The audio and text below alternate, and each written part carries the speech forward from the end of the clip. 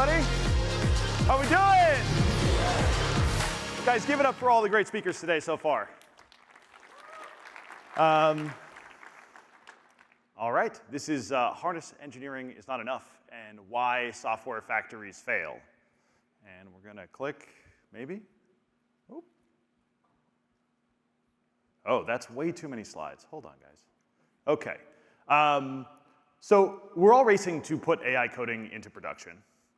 And there's been lots been said about loop engineering. And we should probably write more loops. And yeah, I don't know, I guess we're doing loops now. Strong DM built a lights-off software factory where nobody even reads the code.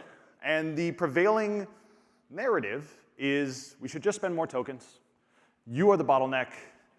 The models are good enough. Code is free. Just ship more stuff. But at the same time, we are starting to see the cracks. Our friend Mario at AI Engineer Europe begged us to slow down because companies that should not be having outages because of coding agents are having outages due to coding agent mishaps. Code bases are falling apart faster than they ever have before. And our friends at Pharos AI actually even did a report, since we all picked up all these AI coding tools in January, maybe February. Pull request, code review quality is way down. We're having more comments, longer comments, and tons of PRs being merged without any review at all. Incidents are way up, bugs per developer are way up, and many people will tell you that you're holding it wrong. That's the only reason. You're not. Well, maybe you are, but that's not the point. I've spoken a lot about how to hold it better when it comes to working with AI, probably 1 million views on YouTube at this point across a bunch of different talks. And the basic thing is, like, as engineers, we've been told that if token maxing isn't working, then it's a skill issue. You just need to spend more tokens. Let go of reading the code. That with enough harness engineering, if we maybe sprinkle some magic words, adversarial review on enough of our PR bots, that we can get the best of both worlds. 10 to 100x faster, high quality, and nobody has to do that thing we all hate called code review. I'm here to convince you today that this is in fact not a skill issue, that no amount of harness engineering or loops maxing can solve what is fundamentally a model training issue. That's why we say the harness is not enough. And to understand this, we kind of have to grapple and dig into how coding models are trained. I'm going to talk about what I think the shortcomings are with some of the current benchmarks and what better ones might look like. And we'll talk about how to move faster safely in the meantime. It's going to sound like a rant, but there is hope here. I'm going to talk about our journey and a bunch of the landmines we've hit building in this world, a bunch of exciting new techniques that we've been working with a lot of our users and customers to develop, and I think how we all as a community get to the next chapter of agentic engineering after whatever this thing that we're in. So we use a lot of words here. I'm going to zoom out a little bit. I want to give you kind of like a brief history of the software factory. And it's actually, I just learned this last week. The term software factory was defined at a NATO conference in 1968. We're going to start around 2022, right before AI started coming around. And basically, in a typical 2022 software factory, you will have some people building stuff. You'll have engineers, you'll have PMs, maybe you have some sort of leadership team that is driving the vision here. And they all decide that stuff needs to get done. And so you put it in a tracker, a linear, a Jira, a beads, some sort of state machine that tracks what needs to be done. And then someone goes and grabs something off of there, and they build the thing. And there may be some automated testing in that process, maybe some manual testing in that process. At a certain point, we make this pull request thing. Says, OK, cool, we got to run a bunch of checks, automated stuff. A human's going to review the change and review the code. And perhaps we might even have a human pull it down and test it somehow. And if anything goes wrong here, we loop back to someone builds the thing, and eventually we're ready for prod. And so we ship it to production, and once it's in prod, it makes contact with our users. And users do a thing that we all love. Users love to complain. I love our users, but yeah, they're going to ask for things, they're going to find bugs, they're going to file feature requests, and that goes back to your team. You might also add monitoring. And so, what do we want more than anything else? We want to wake up engineers at 3 in the morning when something breaks, so they can get dragged out of bud to try to go fix it. And we go on and on in this loop, and we ship a bunch of code. And one thing that we noticed here is that teams figured this out decades ago, is that this someone builds the thing step is usually going to take hours or days in most cases. And the review part will also take hours or days for large things. And so teams started doing these upfront planning, architecture proposals, sprint planning, and they would collaborate this on these things as a team with the hopes that we might decrease the % chance that something would need to be reworked, that we would be able to reduce the time spent in reviewing every line of code because we aligned on everything ahead of time. This brings us to the agentic software factory. Every company and their mother is talking about how they built a coding agent factory that ships 75% of their code now. Literally everybody. And so if we look at this software factory from 2022, we just replaced someone builds the thing with an agent builds the thing. And we have an orchestration and a harness and a sandbox and a model and computer use. And I'm not going to get into like the details of that. You can watch 100 talks about that this week, I'm sure. But now the building part takes minutes or hours. But this human part still takes hours or days if you're going to review the code and you're going to test the changes. And so we bring in agentic code review. And we bring in agentic regression testing. And it makes this part faster. But it's probably still the bottleneck. But we can do more loops here. Why not? Let's do some more loops. So we can route all incidents straight into the factory. Why does someone need to get woken up and try to fix it when they could just wake up to a pull request? And maybe that fixes the issue for you. You can take all the user feedback and just stick it straight into the factory so that people ask for stuff and it gets built. And now your only job is how much things can you stuff into the queue of stuff to do, and how fast can you review and test the changes?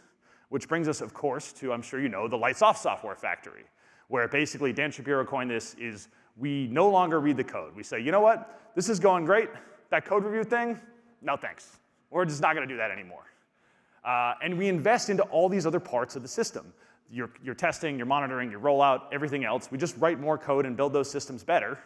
And now our job really is just how much stuff can we ask the agent to build? I am going to posit that this does not work. And this is why software factories fail. As an aside, what I'm going to say has nothing to do with vibe coding. So Addy had this great post. I'm just going to literally take his quote verbatim. A developer vibe coding a side project 12 people will ever run, and a team keeping a 10-year-old enterprise system alive for another quarter share almost no constraints worth naming.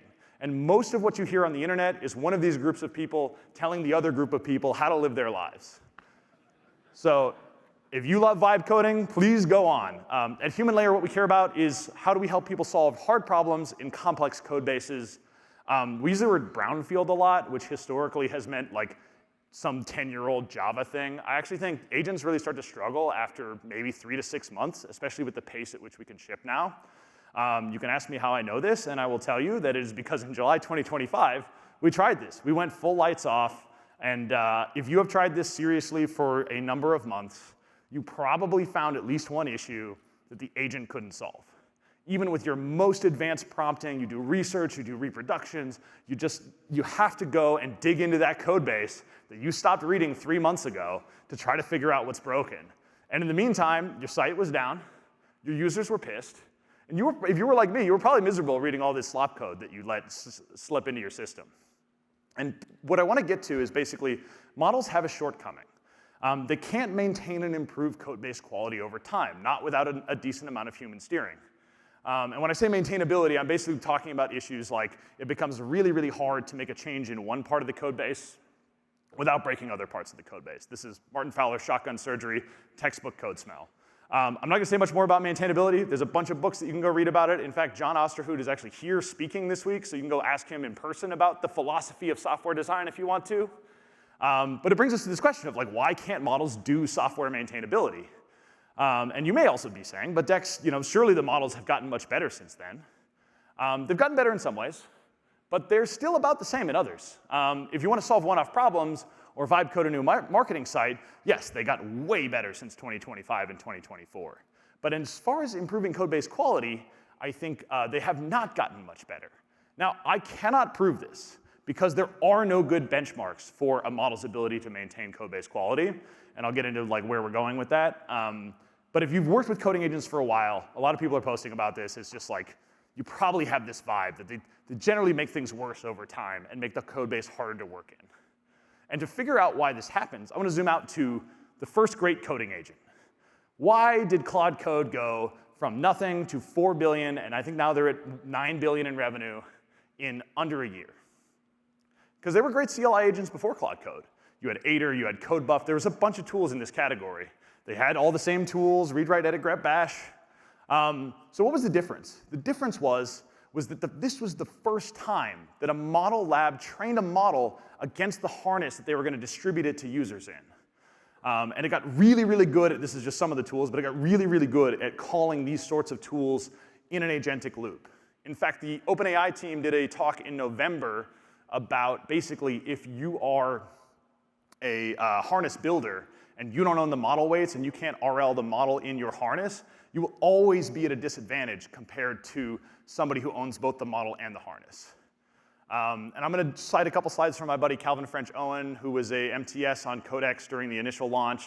But LLMs are just next token predictors. This is a slide from over a year ago where basically as you're doing your agentic loop, context window goes in, next step comes out. And we're going to try to do this. I haven't actually timed this, but we're going to see if we can do coding agent reinforcement learning in 60 seconds. So what we're going to do if we want to train a model to get better at tool calling, better at solving software problems, we're going to generate we're going to give it a problem, and we're going to generate a bunch of traces. Try to solve the problem a bunch of different times. We're going to score them all on correctness and did the test pass and all this stuff. And then we're going to reinforce. We're going to make the bad behavior less likely, and we're going to update the weights to make the good behavior more likely. This one of the classic ones here is SweBench Multilingual. They're about 15-minute tasks. They're from open source repos like Redis, and JQ, and Django, and all this stuff. And they have binary 1 or 0 rewards on did you fix the problem you were trying to fix, and did you do it without breaking anything else. And we look at actually a real problem from one of these benchmarks. This is Fastlane, which is a Ruby project. Basically, there was some issue where we weren't checking for nil, and we have a stack trace blow up because you have a null pointer exception. And in this benchmark, you have a base commit that we're going to check out before the issue was solved by a human in the past. We're going to give it a test patch that says, here's what the behavior should be afterwards. We have a golden patch. Both of these are hidden from the model. And so we have the agent go try to solve the problem. We store its patch. We undo all the changes it made to any test files, because I'm sure you've seen models comment out tests just to get things working. And then we're going to apply our golden test patch. And then we're going to run the test. Old test and did the new test pass? And if they both pass, then we get the reward. Otherwise, we don't. And so models are trained to get the test to pass. There's no way in this system that we can penalize it for poor program design or for eroding the maintainability of our systems. That's why we get things like this. Try catches around things that probably don't need a try catch. Or things like this. I think Vaibhav gave us this example earlier of casting things to other things just so the model can just wants to get the test to pass. And so if you can't verify the maintainability of the code, it gets way harder to train on this stuff. So you remember this picture. Verifying code quality and maintainability is orders of magnitude harder than the code runs and the test pass. Because the cost function of bad architecture is measured in months and years. If you have a coding episode and then you only find out months later that like, ooh, somebody vibed this a little bit too hard, it's really hard to propagate that reward signal back across the gap. And now the frontier is getting better, slowly. And since I know someone's going to be in the YouTube comments about this, yes, I know benchmarks and verifiers are different, and they actually have to be separate data sets, but they're shaped the same, and the structure of these benchmarks is directionally correct. So we're going to look at these as like, what is the future of evaluating code maintainability? There's a really cool one called SWE Marathon from Abundant AI, where they do like 400-hour tasks of like clone all of Microsoft Excel, every single feature. And they have some sophisticated reward channel stuff. Deep SWE from Data Curve is also like large tasks on OSS repos that are not actually in the training set because they were never actually built in the real world. And then you have Frontier Code from Cognition, which is multi-PR tasks. They do interesting things like, hey, if the model writes tests that don't fail on the pre-patch code, then it gets penalized. And then we have a judge model that says, okay, did this follow all of our code quality rules? So we're getting better, but I think models judging quality can only go so far. Because if the model knew what good code looks like, it would probably write it in the first place. And review agents and throwing more tokens at the problem, it can raise the floor, but we're still constrained by what we can teach during RL. And so I will posit that for now we're stuck reading the code, but we can still move pretty fast. And of course, there's a world where this is solved in the future, and if you want to just keep YOLOing prompts until you get to GPT-7, you don't have to think about this, by all means, please. But bitter lesson be damned, we've got some problems to solve, so let's engineer our way out of this. So turning the lights back on, we're going to put the code review back. We're going to embrace this approach of like, how do we plan up front to reduce the chance that we have a long or difficult review process. We're going to find leverage. We're going to use AI to help with this. The first thing we're going to do is we're going to do some sort of product review, understanding what problem we're solving, what's the desired behavior, maybe looking at mockups. Here's a product review I was working on yesterday with a mockup of a new feature. Once we have our product review, we're going to, and by the way, small stuff still just goes straight to the agent. But once we have the product review, we're going to also do architecture, system architecture. A lot of people have been doing this for a while, component contracts, data models, constraints. This is an example of a doc that we build to understand how these systems are going to fit together and what's like the high-level picture of it. From there, we do something that I think is really underemphasized in agentic coding these days, which is program design. I think people assume that once you get the architecture right, the model can just cook. But we often look into the types and the method signatures, the program layout, and the call stacks. And so here's some examples. I don't think you'll be able to read this one, but this is like the level of abstraction we're at, is how are we actually going to lay this stuff out, and how are these systems going to interact. Dylan Mulroy from Cloudflare talks a lot about how he's using these call graphs as part of his planning process. I think this is exactly right. And then once we've done the program design, we can do this thing called vertical slices, which is the order of implementation, multi-repo coordination, how are we going to build this across our entire system, and how are we going to check it along the way. I've talked a little bit about how models have horizontal plans. I won't go too deep into it. If you want to learn more about this, you can go watch our talk from AI Engineer Miami. Couple shots of a doc like this, going through the tests and the steps in between each phase. The main idea here is 30 minutes over here in pre-planning and alignment can save you hours in review. And so it's actually feasible to still read every line of code. We're gonna skip this part. Basically, the summary here is like, you don't have too many PRs. If you're drowning in PRs, you actually have too many bad PRs. Because a good PR is a joy to review. You're just reading through it like, yep, this is great, this is what we discussed, this is what we talked about. But even if a PR needs 20% rework, which is generous for a lot of AI vibe-coded slop, it's an emotional and intellectual burden on both the reviewer and the submitter. And so if you use model-assisted planning and alignment, your alignment is shorter because you used AI to get all the information at once. Your code review is faster because you aligned up front. And your coding is faster because AI did it. And so now you're actually really moving faster, but you're still reading everything and you're still owning the code. So closing advice, it's easy to hear all this and be a little bummed out. I really like the world where we just YOLO everything and we can just like not have to ever read code ever again. But we're engineers, and these are just constraints. And models are good at certain things and they're not good at other things. And so go figure out how to solve problems given a set of constraints. Use loops, they're great. Go solve hard problems, seek leverage. If you want to help with this, we're building Human Layer. Human Layer is an AI IDE and collaboration platform. It's building blocks for your software factory, and soon to be better verifiers for software quality. We've got sort of a Figma for Claude Code and Codex style collaborative workspace. It walks you through the workflows for doing this sort of work. And we are talking to design partners. We are hiring founding engineers here in San Francisco. And these slides are live. You can go get them right now. You can try Human Layer at humanlayer.com. It's free for small teams. Go solve hard problems in complex code bases. Thank you all for your energy.